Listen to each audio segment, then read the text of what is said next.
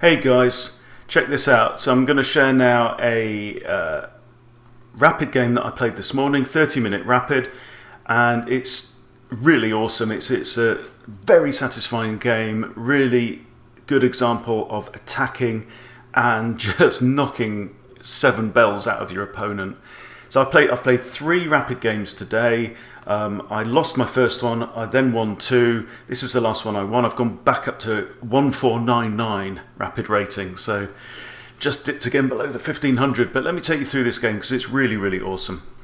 We'll just do a quick one. So this is using, again, because I played e4 and I get c5, the Sicilian. So again, I'm doing this variation that Grandmaster Simon Williams, the Ginger GM, has proposed in some of his videos, which is a variation on the Grand Prix attack. So the Grand Prix attack with the pawn on f4 and knight on f3 up there. But instead of, like some people will bring out the bishop maybe to here and maybe swap it off, Simon proposes bishop to e2. Now, chess.com describes this as the slow variation, which sounds a bit boring, but it isn't. So follow me. a6 is played for some reason. Now f4, e6, knight to f3, bishop out. So black's preparing to castle. I castle first. Okay, and b5. So black's already played 4 pawn moves on the first 5 moves, I notice. d3 now. Starting to release my bishop. It's also defending this pawn on there. Bishop to b7, queen across now to e1, very, very typical. Knight to c6, and now queen to g3. So I spot that there is an undefended pawn, and if I can take that, I might even be able to get the rook as well. I probably wouldn't because of that bishop move there. Anyway, but it forces black to respond. So I've won a tempo already. We're on move 8, okay? And also notice that 8 moves is the quickest that it's possible to complete development, right? Get all your minor pieces out into the board, get your queen off the back rank and castle, okay? How many minor pieces? 4. You need to move 2 pawns in order to be able to move your bishops out, so that's another 2, okay? So that's 6. So 2 bishops, 1, 2, 3, 4 minor pieces, then move your queen off the back rank and castle. 8 moves, okay? That's the quickest that it's possible to complete development. We're on the end of move 8 now, and black has 2 minor pieces out in the board, right? So it's still 1, 2, 3, 4 moves away from completing development, okay? So that's the benefit of that move. I've developed my queen, right? So I've got my queen off the back rank with a threat, forcing black to do something that black didn't want to do and put his bishop back on f8, okay? So that now puts me in front. Now I come in with my knight. So I'm proposing, hey, how about we swap knights on e5 and I recapture with my pawn, and then bang, look, I've got a gorgeous looking f-file. Does black go for this? No, he doesn't. It's very sensible. So I capture the knight anyway. Now I know that I've moved that piece now 3 times, but I figure that this is not bad for my position because I want to come in with my bishops, and I just want to keep the pressure on. So again, that's another move where black has not continued his development, and now comes, now comes f5. Again, black doesn't want to release that deadly rook. I've already castled, so sometimes it's really, really good idea to castle early if you possibly can. So he pushes e5. Now I bring my bishop out to threaten black's queen. Now this could, for example, if bishop comes out again to interpose, I could play bishop takes, then queen takes, and then I get to grab the pawn on g7 after all. So that's not going to happen. So he brings his knight out, knight to f6. And now I start to attack on the h-file with Harry the h-pawn. Simon would be proud of me. h6 is played to kick the bishop away. Look at black's position now. Look how it's really starting to crumble. He's moved 6 of his pawns already, right? He's not completed development, and crucially, he's not castled his king. So, the bishop is kicked, and I simply move it back to e3. Now queen to e7, I start to bring my knight into the game. I have got options. It's not really there's not really anything super attractive right now for this knight to do down the king's side, and likewise down the queen's side, but I thought it made sense to connect my rooks, complete development, and just bring my knight forward where it's going to have more opportunities later on. So d5 is now played, I capture, knight captures, and now I play bishop to f3. So again, putting pressure on my opponent. The knight can't move because, well, I suppose it could move to here, because I have ideas of bishop takes bishop with check as well. So now queen to f6, and now I bring my knight in to kick the queen. So you can see how my pieces are now starting to take advantage of the changes in situation. So previously this knight had nowhere to go, but with this move, now my knight has a lovely square there on e4. Okay, hit the queen, and I'm also attacking this pawn twice. Right? Queen grabs the spare pawn, needs to be a little bit careful here. Okay, and now I dive in. So I want you to look at this. Why can I play queen takes g7?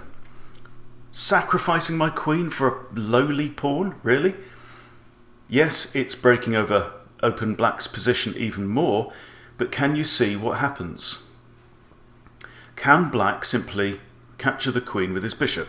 It's the only piece that can capture. Right, give you a moment. So if you've seen this, if bishop captures there, we have knight to d6, check, hitting both the king and the queen. The queen is undefended. Okay, so what would happen is bishop takes, knight takes with check, the king would have to move somewhere, and then knight takes the queen, also then hitting the bishop that's taken my queen, right? So in doing all of this, I have won a pawn, and black can't recapture. Okay, so plays rook forwards to h7, and now I simply drop my queen back to where it was, and I've still got ideas. I've still got two attackers on this square, remember? So this is good. Queen goes back, is not defending the pawn, so I move my bishop forwards, again hitting the queen. Can you see all these punches are flying in now? And I think the reason for all of that is because black didn't have enough urgency and development at the start of the game. Now then, pawn to f5 looks as though it's a pawn fork. It looks as though white has made a mistake, but white hasn't made a mistake because bishop to h5 comes with check. And if you can get out of a fork with check, then that gives you a tempo with which you can rescue your other piece. Okay, so now look, the king has to move. Now bishop takes c5, hitting the king. I had options there. I could have taken with the bishop, or I could have taken with a knight. The knight would have hit the queen again, and this queen's starting to run out of squares a little bit. But I like the idea of bishop because apart from anything else, this bishop has been vulnerable for a few moves. So I thought better to get it out of the knight's way, capture the pawn with check. What's not to like? King moves again, and now bishop takes bishop, right? Rook takes bishop, but can you see the mistake? Right? Because the king has moved to d7, this is a free capture. Right? Black really should not recapture that bishop because bang, knight to c5, hitting, forking the king and the queen. There's nothing for it. King has to move. I grab the queen, grabs, and I just come in now, and I'm just gobbling up material now. It's just shooting fish in a barrel at this point, and my opponent resigns. So yeah, I just wanted to share that with you. Really, really satisfying game. But the real point of this is to go back to the start. Okay, there's a Sicilian. What's a6 doing? I don't see how this move is a response to what I've played, because I'm not going to move my bishop to e2 with the intention of then moving it to b5, right? I'm not I've got no plans of moving my knight. This is completely premature. He doesn't need to be protecting this square at this point in time. There's just no call for it. He's wasted a pawn move. He's not helped to develop this bishop. He's not helped to develop this knight because he's taken one potential square away from the knight. So bad move on move 2. Then f4. Another fairly quiet move, but this is decent. At least it allows the queen and the bishop out onto the board. I develop a minor piece, and castles, right? Early castle, move 5 I've castled. Okay, and another pawn move. That's not the point in the game to be starting like a pawn storm on the queen side. You haven't completed development, you have to complete development first. Okay, this is a sensible pawn move, and it also allows my dark square bishop out into the board, so I've got to move either the b or the d pawns to bring this bishop into the game. And now, yes, second developing move. He's moved both of his bishops before his knights, I notice. And now queen comes across, ready to take up position on this side of the board and just think about attacking. Now, I can't go to h4 because there's the bishop and queen lined up against there.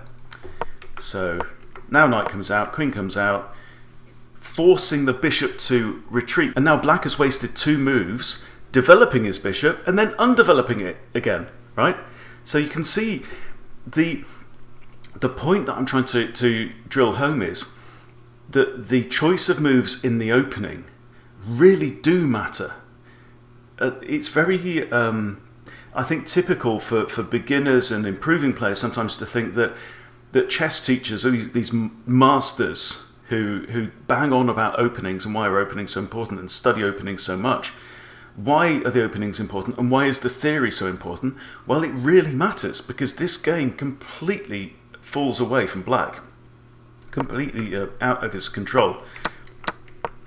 You know, so even from this point, I haven't technically completed development, but I don't need to because I've already got the initiative, and I've got enough here. I'm already pressuring black, right? Bishop comes out, hitting the queen, forcing this move from black, right? Now I'm starting to attack with my h-pawn. Why? Because my king is safe, right? My pieces are out in the board, not every single one of them. The knight comes in later. Okay, bishop comes back. Now the knight comes in. Now I come in with threats, so you see. So this knight does play a very, very material role in the game, as we see, because after this and there, bang. So that knight that was sitting there, you know, redundant on b1, actually turns out to win the game. So there you go. Really, really do pay attention to your openings. The moves that you play in your openings are incredibly valuable. Don't waste them. Okay. Hope this has been useful for you. I'll see you soon.